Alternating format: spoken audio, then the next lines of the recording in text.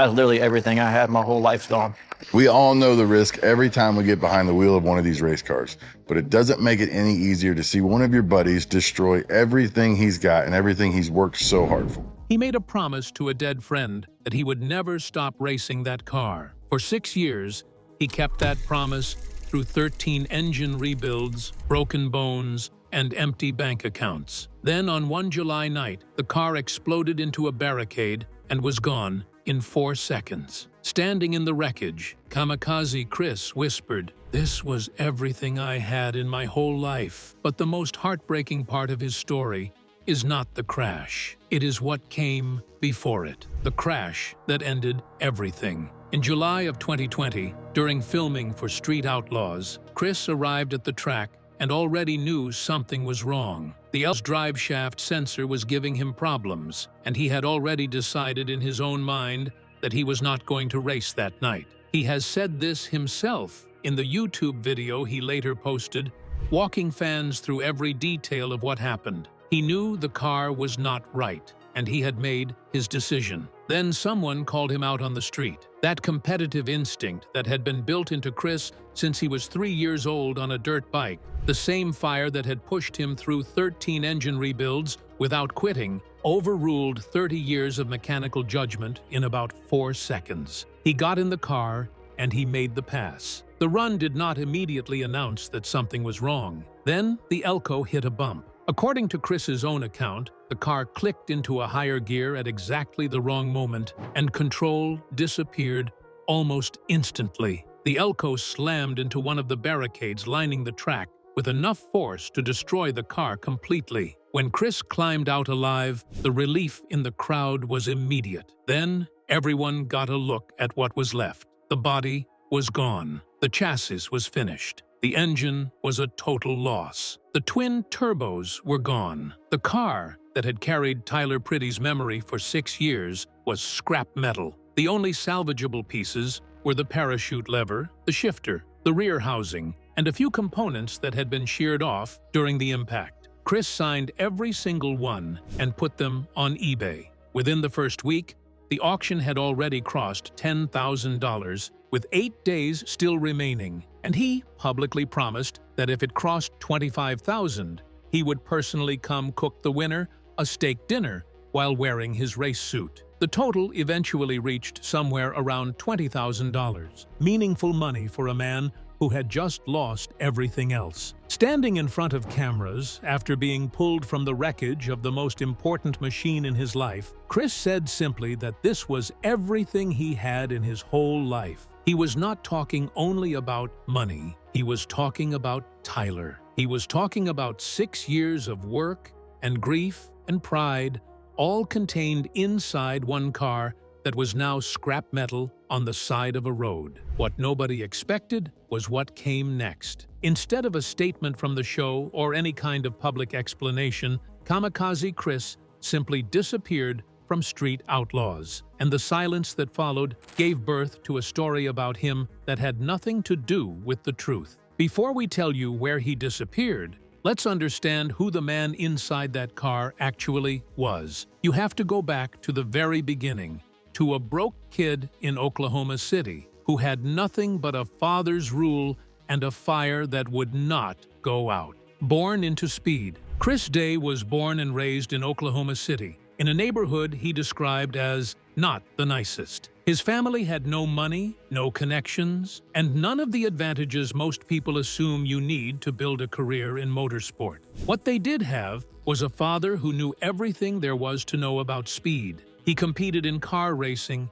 bike racing, and drag boat racing, and what made him truly special was that he built his own racing boats from scratch with his own hands. The rule in that household was simple and never negotiable. If you break it, you fix it. No excuses and no shortcuts allowed. Chris absorbed that philosophy so completely that decades later, as a professional racer on national television, he still refused to accept a handout from anyone. Everything had to be earned or it meant nothing. From the time he was 3 years old, he was already on 2 wheels, and to fund his racing habit as a teenager, he mowed lawns, chopped trees, pumped gas, and spent weekends in his father's heating and air conditioning business. Every dollar went right back into whatever car or bike he was obsessed with at the time. He was not going through any of this alone. Two other boys were being shaped by the same man and the same streets. One was Justin Shearer, who the world would come to know as Big Chief. The other was Tyler Pretty, who the world would come to know as Flip. Together, those three boys spent countless late nights working on cars in the driveway, going to school together, and coming right back to do it all over again. Then the story takes its first painful turn. Chris's father died at just 44 years old. On July 29, 2015, Chris posted a tribute on Facebook, naming Justin and Tyler specifically, talking about the discipline and love and lessons all three of them had carried into their adult lives. It was one of the most honest things Chris had ever shared publicly. The same man who raised Chris, mentored Justin, and shaped Tyler died before he could see any of them reach the heights he had spent years preparing them for. But that was not the last loss this circle of friends would face, and the next one would be even harder to carry. The father was gone, but the rule he left behind, if you break it,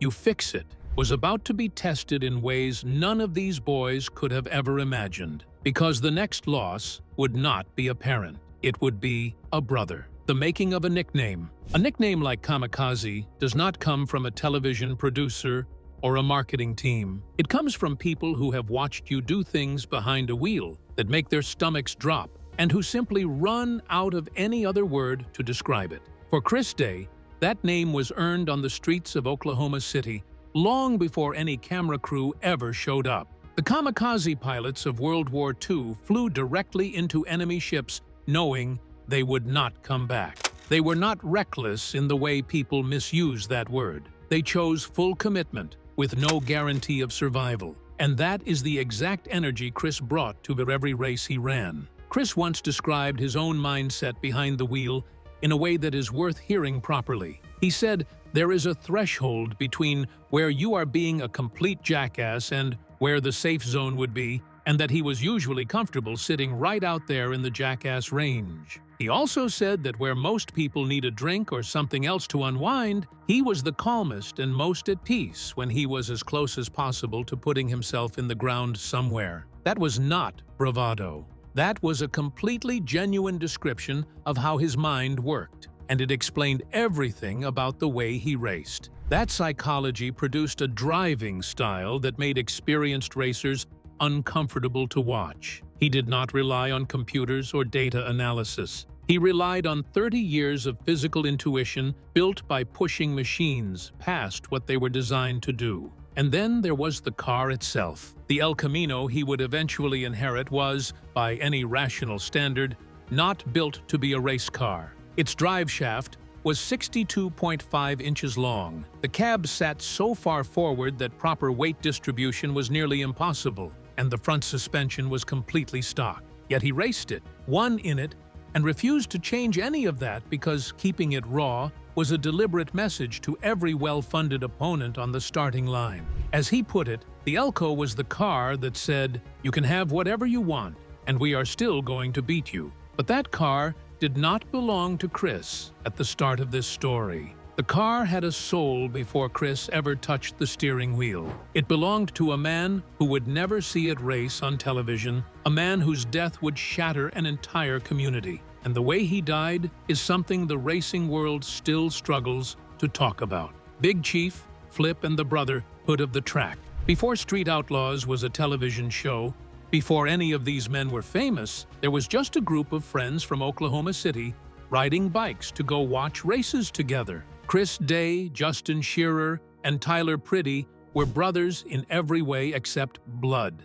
and the man who fused them together was Chris's father. Justin got the name Big Chief not from any television producer, but from within this very circle, from Chris and the crew around them on the streets of Oklahoma City. He went on to become the most recognizable face in the Street Outlaws franchise, but his roots ran directly back to those late nights wrenching with Chris on the original Pontiac Le Mans that became the Crow. Tyler Pretty was the third piece of that friendship. He was born on November 30th, 1981, in Chickasha, Oklahoma, graduated from Putnam City High School, spent nearly a decade at Warren Caterpillar, which eventually sponsored his racing, and raced a 1918 Chevy El Camino he named the Old Slut, assembled from whatever parts could be found cheaply and held together by stubbornness and creativity. And here is the detail that millions of viewers who watched the very first episode of Street Outlaws never knew. When that premiere aired in June of 2013, Tyler Pretty was already gone. He had died on May 28, 2013, just weeks before the show went to air. He was 31 years old. He never sat down to watch himself on television. His funeral was held on June 1 at Chisholm Heights Baptist Church in Mustang, Oklahoma, and he was buried at Hinton Cemetery with an image of his El Camino engraved on his gravestone. He left behind his wife, Morgan, and 4 sons. Morgan later wrote publicly that mental health struggles are so often swept under the rug and that she was ready to share with the world how it should not be. The racing world honored him with a massive burnout tribute in 2018, and a throwback episode in May 2021 revisited everything he had contributed to a show he never lived to see air. After Tyler died, Justin Shearer took custody of the El Camino. He had always had reservations about that car,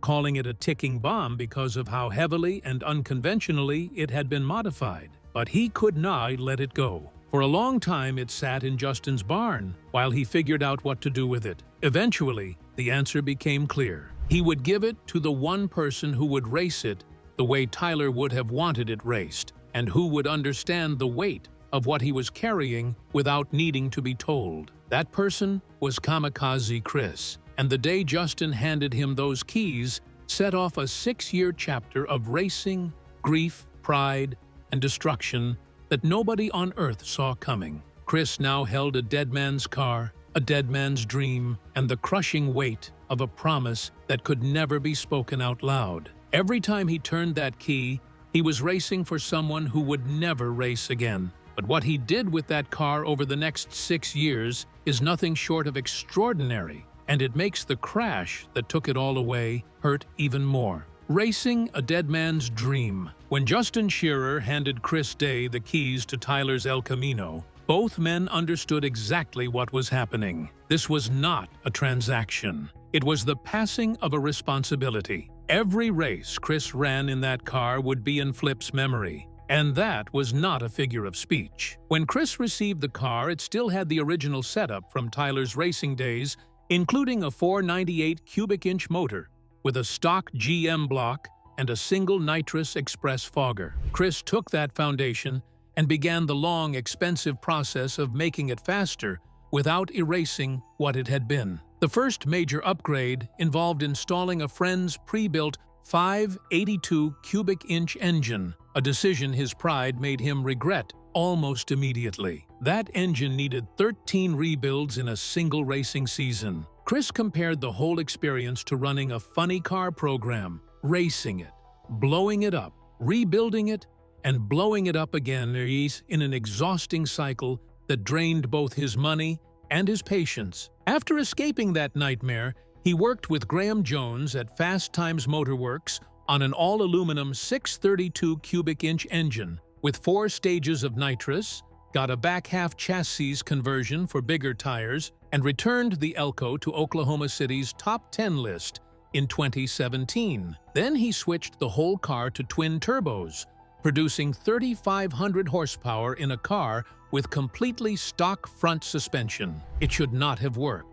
But Chris had fused himself so completely to that machine, they had become one, still working as a contractor on the side because racing at that level costs absolutely everything. Big Chief had always called the Elko a ticking bomb and said those modifications were sitting on borrowed time. For 6 years, Chris proved him wrong on every race day. Then came one night in July of 2020 when Big Chief turned out to be completely right. You already know what happened next. You saw the wreckage. You heard his voice crack. But what you do not know is what happened after the cameras stopped rolling. Because when Kamikaze Chris vanished from television, the rumors that followed were darker than anything the crash itself had done to him. The disappearance, rumors, silence, and the truth. Street Outlaws built its entire audience on the reliability of its personalities. People did not tune in for abstract racing.